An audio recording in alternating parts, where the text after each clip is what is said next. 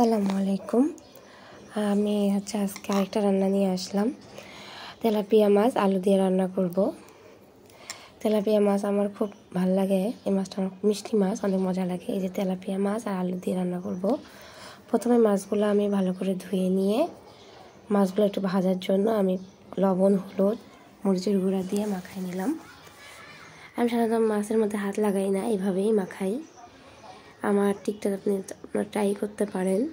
তারপরে একটা পাত্রে তেল দিয়ে আমি তেলটা গরম করে এক এক মাছগুলো ছেড়ে দিলাম। মাছগুলো আমি একটু কড়া ভাজাই করব, কারণ আমি যে কোনো মাছে একটু কড়া ভাজা করেই রান্না করি। আমার মাছ ভাজা হয়ে গেছে। এবার আমি আরেকটা পাত্রে তেল দিয়ে এর মধ্যে আমি যে আলুগুলো কেটে রেখেছিলাম সেই আলুগুলো দিয়ে দিব। আলুর মধ্যে একটু লবণ দেব, দিয়ে আমি আলুগুলো ভালো করে ভেজে নিব। ভালো করে ভেজে নেব বলতে একটু লাল লাল করে ভেজে নিব। এই যে এখন আমি আলুগুলো সব তুলে রাখবো। রেখে আমি ওই তেলের মধ্যে পেঁয়াজ দিয়ে দিলাম।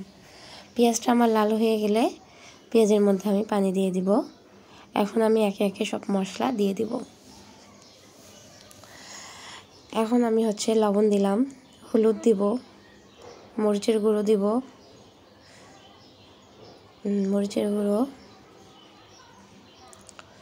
হলুদ, জিরা গুঁড়ো,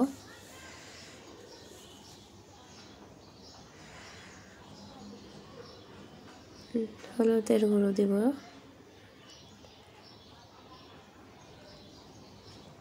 আর আদা বাটা, রসুন বাটা দিব। এটা আমার ব্যাচেলার লাইফের একটা খুব ইম্পর্টেন্ট খাবার ছিল। তেলাপিয়া মাছের ভুনা। এটা আমরা প্রায়ই করতাম। দেখা যাচ্ছে যখন আমরা বাইরে থাকতাম। এই মাছের যখন তেল উঠে আসবে যে অবস্থায়, এটা আমি মশলাটা কষাবো। কষাই নিয়ে আমি ভাজা আলুগুলো দিয়ে দিব। ভাজা আলুগুলো আমি দিয়ে দিব। এখন আমি আলুটা ভালো করে কষাবো।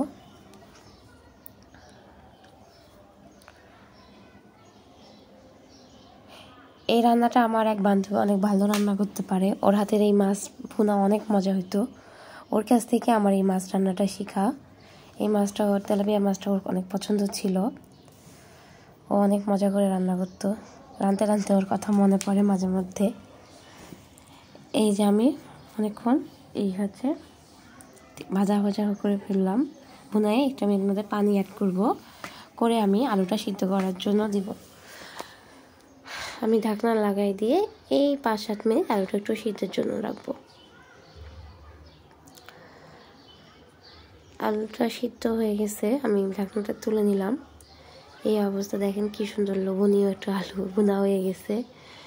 এখন আমি ভাজা মাছটার আলুটার মধ্যে অ্যাড করে দিব। আমি আরেকটু আলুটা দেখেন, আপনাদের দেখানোর জন্য আমি আলুটা দেখালাম যে কীরকম সিদ্ধ হয়েছে। এর মধ্যে আমি ভাজা মাছ এবং ভাজা মাছের যে তেলটা, রান্নার যে কোনো মাছের স্বাদ বাড়ানোর জন্য আপনারা এই ভাজা তেলটা মাছের মধ্যে দিবেন, এখানে স্বাদটা দ্বিগুণ হয়ে যায়। তো এই ভাজা তেলটাও আমি এই মাছের মধ্যে দিয়ে দিলাম। দিয়ে আমি মাছটাকে আলতো হাতে একটু ভুনাবো। একটু পানি অ্যাড করলাম, কারণ মশলাটা লেগে যাচ্ছিল, তাই আমি একটু হালকা পানি অ্যাড করলাম। করে এই পানিটা আমি মাছকে কষাই ফেলবো। পানিটাকে শুকাই ফেলবো। এই সময় আমি একটু গরম মশলার গুঁড়ো অ্যাড করলাম এর সাথে। এখন আমি ভালো করে এটাকে ভুনাবো। কেউ ভুনাবো বলে, কেউ কষানো বলে, যে যেটা বলে। তো তবে মাছটা আমার অনেক কড়াভাবে ভাজা হয়েছে দেখে মাছটা হয়তো ভেঙে যাচ্ছে না। আপনারা যদি হালকা ভাজেন তাহলে সেক্ষেত্রে একটু হালকা হাতেই ভুনাবেন। তারপরে এই যে আমি পানি দিয়ে দিব। এখন আমি ঝোলের পানিই দিব।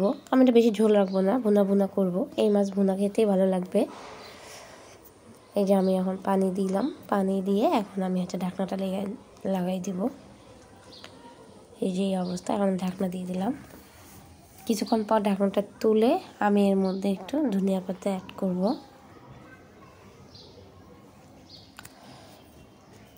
ধনিয়া পাতা আমি এখানে অ্যাড করে দিলাম। এই দেখেন আমার মাছের কালারটা কি সুন্দর হয়েছে।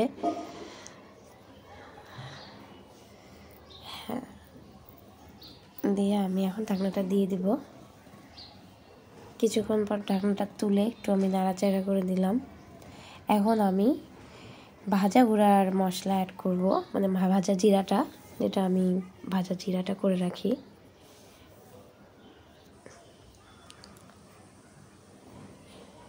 যে মাছ থেকে তেলও বের হয়ে গেছে অনেকটা।